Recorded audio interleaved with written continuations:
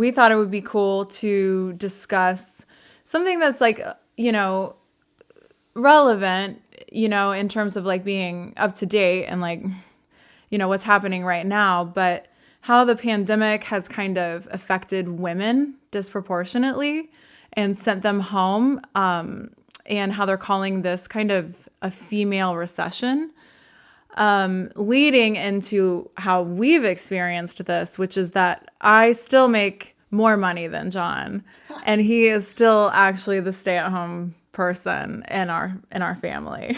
Yeah. So we are kind of like, even though there's like an even further like shift of women going back into the household because of this COVID situation, we kind of want to just comment on how we're still kind of like fighting against that traditional gender role and what our like personal experiences with that. Yeah, I think when we say we fight against it, I don't think for the most part, you didn't ask me, so I'm just going to tell you what I think. Typical.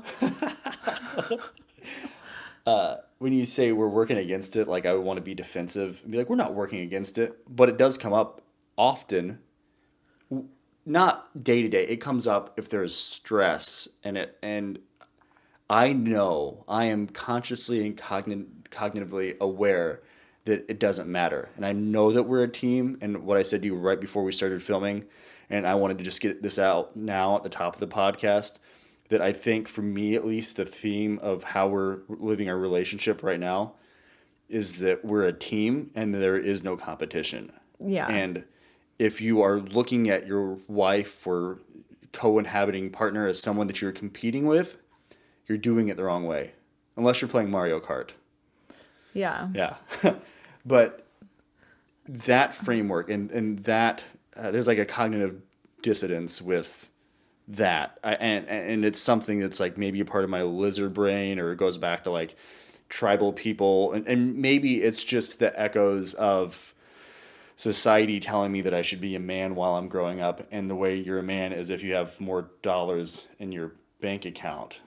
Well, yeah, it goes back a long way, feeling like the urge to provide for the family. From what I read, I don't know, I'm not a man, but Yeah. yeah, for sure. I mean, there's a lot of societal pressure on both men and women to perform how society expects them to perform.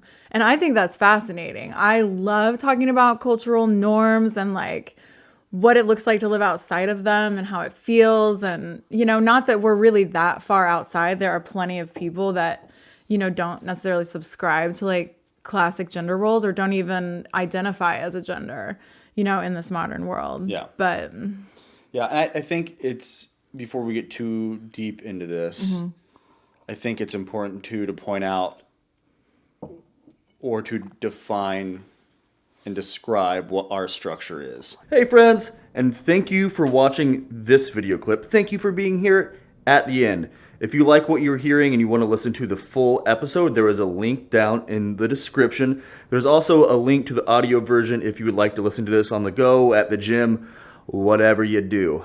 Thank you so much for being here.